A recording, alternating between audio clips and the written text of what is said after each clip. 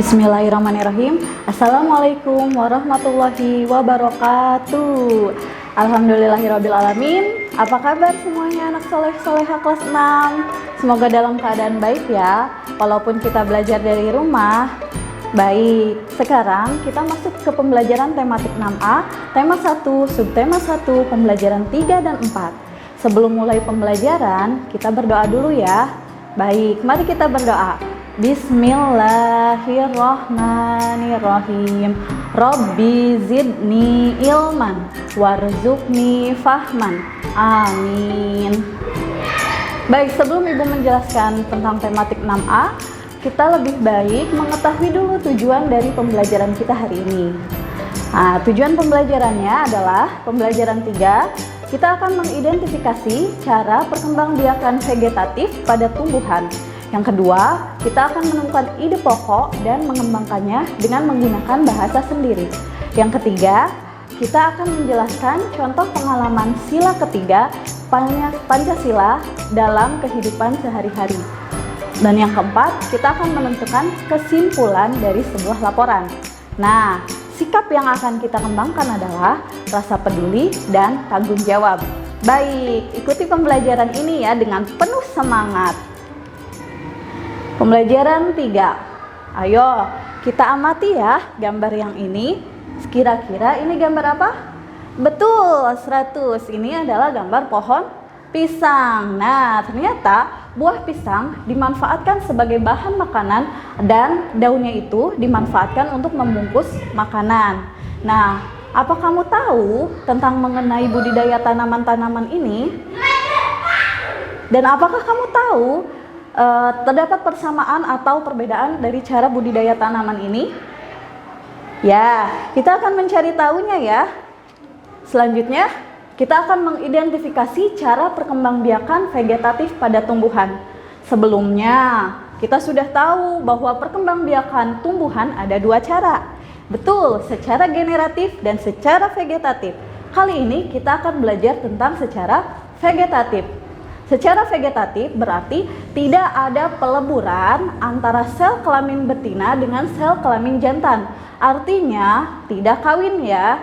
Ingat-ingat, secara vegetatif berarti perkembangbiakan tumbuhan tidak kawin. Baik, dibagi menjadi dua ya, secara alami dan secara buatan. Alami contohnya adalah tunas, tunas adventif, umbi lapis, umbi batang, umbi akar, akar tinggal, geragih, dan spora. Dan secara buatan yaitu stek, cangkok, sambung, dan okulasi serta runduk. Baik, dicatat ya. Selanjutnya adalah perkembangbiakan vegetatif secara alami. Berarti secara alami di sini tidak ada campur tangan dari manusia. Artinya secara alami, baik oleh angin, baik oleh dirinya sendiri. Baik, sekarang ada tunas ya. Tunas merupakan tumbuhan muda yang baru tumbuh dari bagian tumbuh induk tumbuhan itu. Contohnya tadi pohon apa? Pohon pisang, betul. Yang kedua adanya tunas adventif. Contohnya adalah batang yang mengembung dan tumbuh di dalam tubuh. Contohnya apa? Iya, cocor bebek. Nanti cari ya tanamannya ya.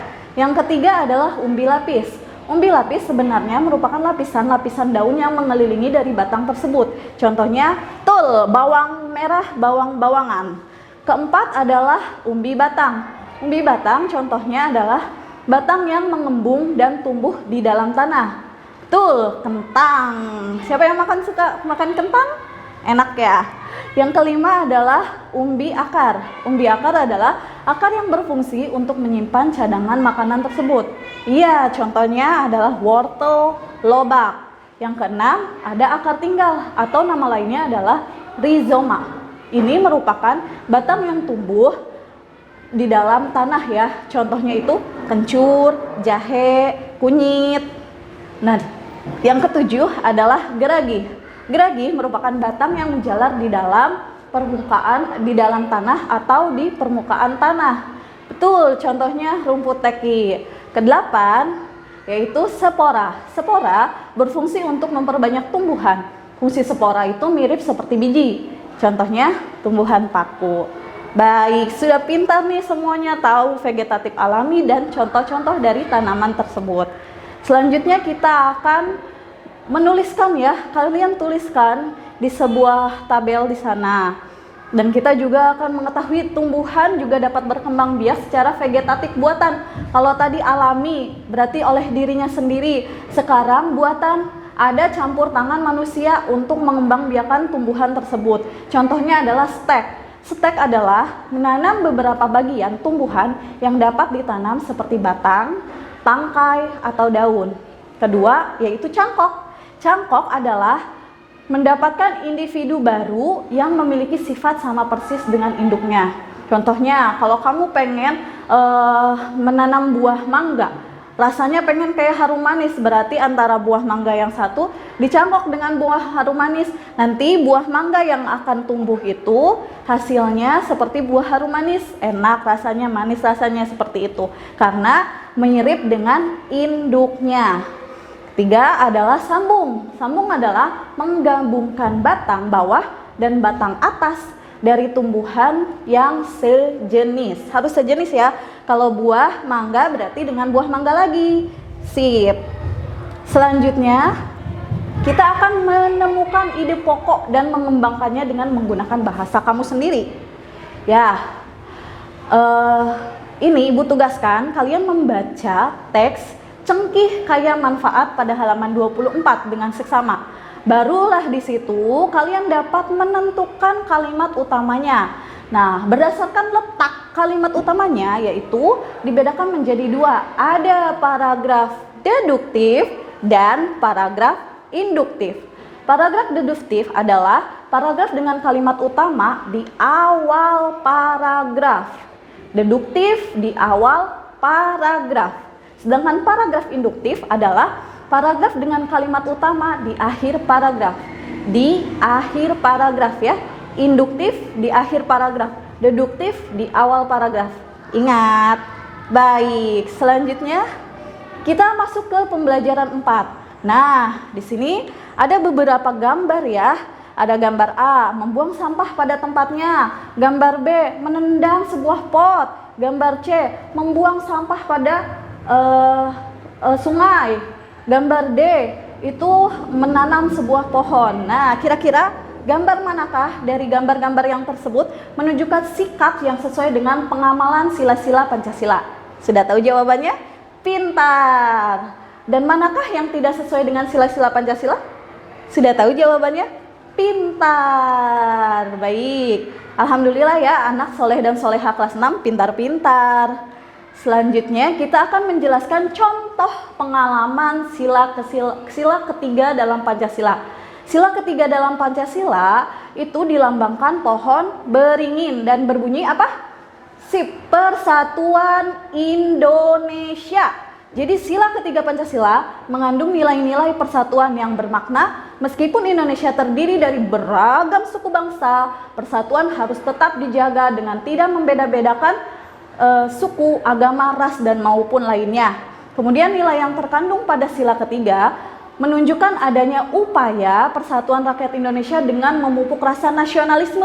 Rasa nasionalisme adalah rasa cinta pada tanah air. Apa sih Bu contohnya dalam kehidupan sehari-hari? Nah, inilah contohnya.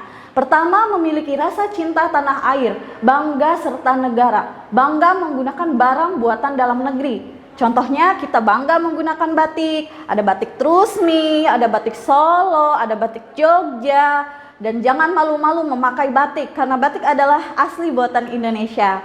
Yang kedua, mengembangkan semangat persatuan dalam keragaman. Walaupun kita berbeda-beda agama, ras, suku, dan sebagainya, tetapi kita harus bersatu.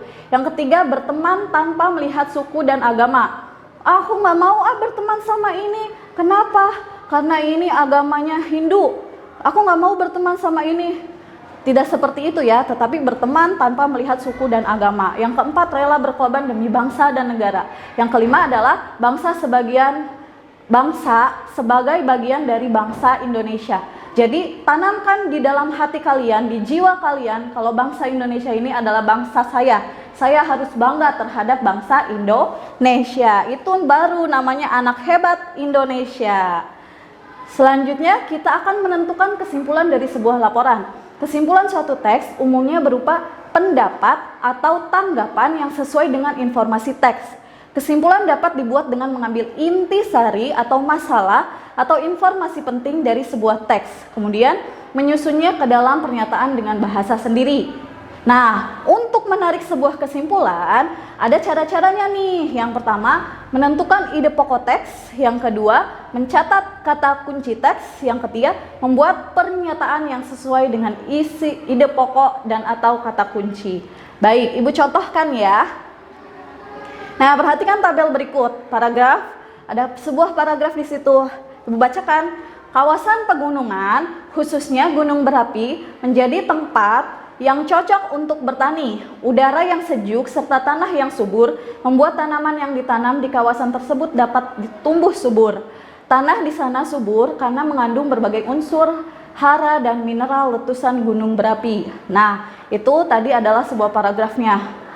Nah, paragraf itu memiliki beberapa informasi penting. 1. Kawasan gunung berapi merupakan tempat yang cocok untuk bertani. 2. Kawasan gunung berapi memiliki udara yang sejuk dan tanah yang subur. 3. Kesuburan tanah diakibatkan karena berasal dari material letusan gunung berapi. Jadi, kita bisa menarik kesimpulan bahwa kawasan gunung berapi subur dan cocok untuk bertani. Begitu cara menarik sebuah kesimpulan dari sebuah paragraf. Bisa ya?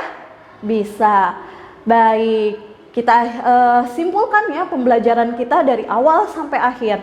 Nah, kesimpulannya adalah perkembangbiakan vegetatif itu dibagi menjadi dua, yaitu vegetatif alami dan vegetatif buatan. Berdasarkan letak kalimat utamanya, paragraf itu dibagi menjadi dua, yaitu paragraf deduktif dan paragraf induktif.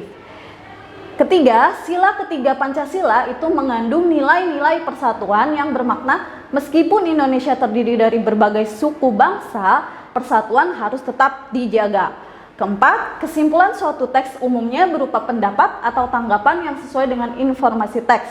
Kesimpulan dapat dibuat dengan mengambil intisari atau informasi penting dari sebuah teks tersebut. Alhamdulillah, kira-kira sudah paham belum nih? Amin, semoga semuanya sudah paham ya. Baik, jika ada pertanyaan bisa menghubungi Ibu. Terima kasih. Ibu tutup dengan bacaan hamdalah. Alhamdulillahirabbil alamin. Sekian, semoga bermanfaat. Wabillahi taufiq wal hidayah. Wassalamualaikum warahmatullahi wabarakatuh.